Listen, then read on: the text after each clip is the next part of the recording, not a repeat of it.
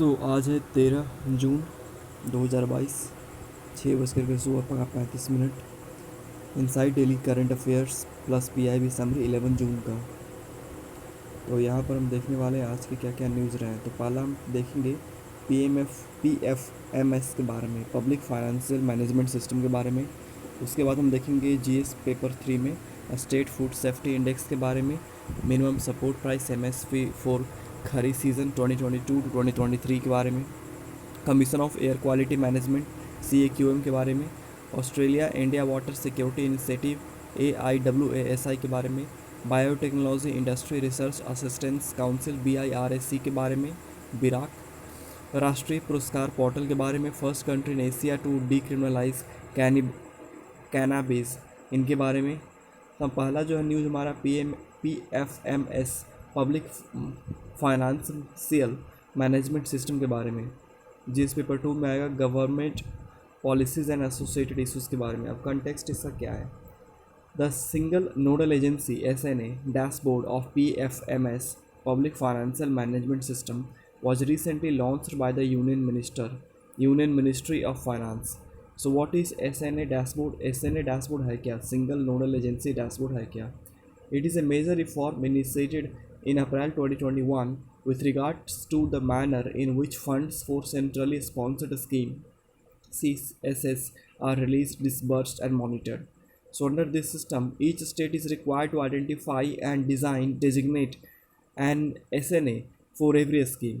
All funds for that state in a particular scheme are now credited in this bank account, and all the expenses by all other implementing agencies involved are affected from this account. Now, what are the significance of SNA model? So first one, it ensure timely allocation of funds, brought in greater efficiency in CSS fund utilization, tracking of funds has become easier. Now about PFMS, so it was previously known as Central Plan Schemes Monitoring System CPSMS. It is web-based online software applications developed and implemented by the Office of Controller General of Accounts CGA, Ministry of Finance. So objective क्या है? To facilitate a sound public financial management system for the Government of India GOI by establishing an efficient fund flow system as well as a payment cum accounting network. Coverage at present, the ambit of PFMS coverage includes central sector and centrally sponsored schemes as well as other expenditure including the finance commission grant. Now इसके बाद जो next हमारा news आएगा वो state food safety index से related है। सो context क्या है। The food safety and standard authority of India FSSAI FSSAI fourth State Food Safety Index SFSI was released on the occasion of World Food Safety Day, June 7. It seeks to measure the performance of states across 5 parameters of food safety. What is the State Food Safety Index SFSI? The index was developed by FSSAI, Food Safety and Standard Authority of India in 2018 to 20 to measure the performance of states on 5 significant parameters of food safety. The parameters include human resources and institutional data, compilation, compliance, food testing, infrastructure and surveillance, training, capacity building, and consumer empowerment. The index will help in providing safe and nutritious food to our citizens. Now, performance of various states. Tamil Nadu topped the state's food safety index, followed by Gujarat and Maharashtra. Among the smaller states, Goa food stood first, followed by Manipur and Sikkim. Among UT, Jammu and Kashmir, Delhi and Chandigarh secured first, second, and third rank. So, what is the World Food Safety Day? The World Health Organization (WHO) and the Food and Agriculture Organization of United Nations (FAO) jointly facilitate the observance of World Food Safety Day in collaboration with member states and other relevant organizations. It was first celebrated in 2019. Its objective is to strengthen the commitment to a scale-up food safety made by the Addis Ababa Conference and the Geneva Forum in 2019. So, under the umbrella of the future of food safety, the theme of 2022 was safer food, better health. Now, the next news is about the minimum support prices MSP for Kharif season 2022 to 23. Now, here in the support syllabus of minimum support prices. So, what are the context here? So the minimum support prices MSP for Kharif season 2022 to 23 were recently approved by the cabinet. The rates for 14 Kharif crops have been increased, the hikes ranging from 4 to 8%. Now here you can notice the difference between the Rabi and Kharif crops, but because the font size is so small, I cannot read it. Rabi crops here it's a Kharif crop. Now, what is MSP? MSP is the rate at which the government buys grains from farmers. So, currently it fixes MSP for 23 crops grown in both Kharif and Rabi seasons, including FRP for sugarcane. The mandate crops include 14 crops of Kharif season, 6 Rabi crop, and 2 other commercial crops. So, how is it calculated? The MSP is the rate at which the government purchases crops from the farmers and is based on a calculation of at least 1.5 times the cost of production incurred by the farmers. So right, so if the cost of production is 100 rupees, so government will pay 150 rupees. Now the union budget for 2018 to 19 had announced that MSP would be kept at level of 1.5 the cost of production. The MSP is fixed twice a year on the recommendation of the Commissions for Agricultural Cost and Prices CSCP, which is a statutory body and submits separate reports recommending prices for Kharif and Rabi seasons. Now, which production costs are taken in fixing the MSP? The CSCP considers both A2 and FL and C2 cost. So while recommending MSP, so what is A2? A2 cost cover all the paid out expenses, both in cash and kind, incurred by farmers on seeds, fertilizers, chemicals, hired labors, fuel, and irrigations, among others. Now, A2 plus FL covers actual paid out cost plus an imputed value of unpaid family labor, and C2 cost accounts for the rental and interest foregone on owned land and fixed capital assets, respectively, on top of A2 plus FL. Now, here one thing you have to note: CSCP reckons only A2 plus FL cost for return. However, C2 costs are used by CSCP primarily as benchmark reference cost of, that is also called opportunity cost, to see if the MSPs recommended by the them at least cover this cost in some of the major producing east states. Now, what are the limitations of the MSP?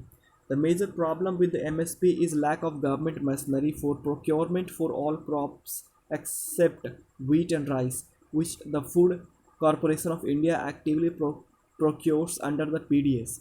Now, as the state government procure the last mile grain, the farmers of the states where the grain is procured completely by the government benefit more, while those in states that procure less are often affected.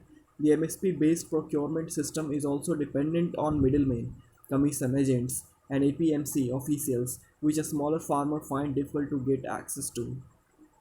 Now, the next news is about Commission for Air Quality Management CAQM. So you can put this in GS paper 3 syllabus conservation related issues. So what are the context? So the Commission for Air Quality Management CAQM has issued direction to ban the use of coal in industrial, domestic, and other miscellaneous applications in the entire Delhi NCR region from 1st January 2023. Now, why this is needed? This step is taken to bring down the greenhouse gas emission in Delhi NCR.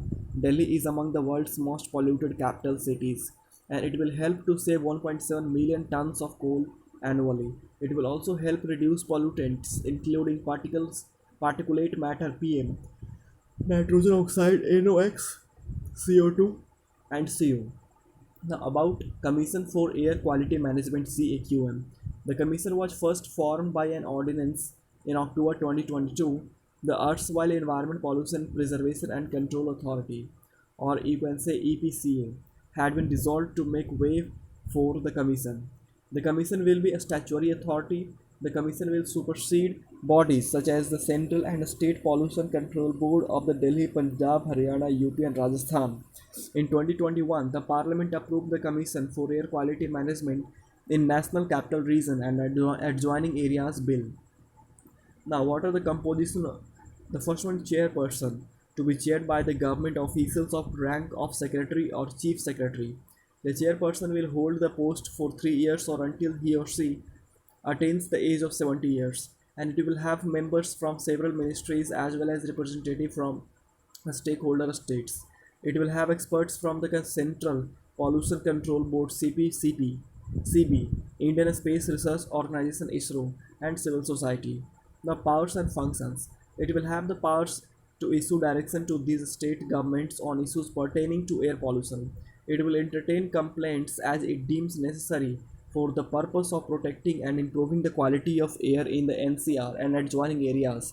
It will also lay down parameters for control of air pollution. It will also be in charge of identifying violators, monitoring factories and industries, and any other polluting unit in the region, and will have the powers to shut down such units. It will also have the powers to overrule directives issued by the state government in the region and that may be in the violation of the pollution norms. Now, the next news is Australia India Water Security Initiative AIWASI. So you can put this in syllabus conservation related issue GS paper 3. Now context is here. The Ministry of Housing and Urban Affairs MOHUA and the Government of Australia have signed a MOU. MOU stands for Memorandum of Understanding for Technical Cooperation in Urban Water Management. So what are the significance? The MOU will enable both India and Australia to learn about technological advancements gained by two nations in key areas of urban water security. It will promote exchange of learning, best practices, and capacity building of institutions. It will also help promote cooperation between the two countries under Australia India Water Security Initiative. Now, here, what is Australia India's Water Security Initiative AIWASI? AIWASI is a project under the South Asia Water Security Initiative SAWASI SAWASI of Department of Foreign Affairs and Trade DFAT Australia. Now, it aims to work towards the water sensitive city vision, which is based on holistic management of the integrated water cycle. It will undertake investments that provide urban water services, support to disadvantaged communities to access reliable, safe water and sanitation services. AIWASI project is also a living laboratory with multiple educational, social, and environmental benefit like water literacy of students and the community, creation of green spaces, etc. Now, the next news is Biotechnology Industry Research Assistance Council BRAC. Now, to mark the completion of the 10 years of setting up a Biotechnology Industry Research Assistance Council BIRAC, Biotech Startup Expo 2022 was launched with the theme Biotech Startup Innovations Towards Atmanirbhar Bharat about BIRAC. So BIRAC is a not-for-profit public sector enterprise set up by the Department of Biotechnology DBT. Its objective is to strengthen and empower the emerging biotech enterprise to undertake a strategic research and innovation, addressing nationally relevant product development needs. Now, functions providing access to risk capital through targeted funding, technology transfer, IP management, and hand holding schemes that help bring innovations excellence to the biotech firms and make them globally competitive.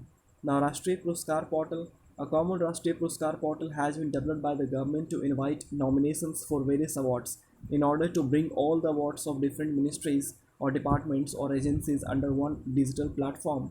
And this portal will help in ensuring transparency and the public partnership, Jan Bhagidari. So it has been created with the aim of facilitating citizens to nominate individuals or organizations for various awards constituted by Government of India. Now, first country in Asia to decriminalize cannabis.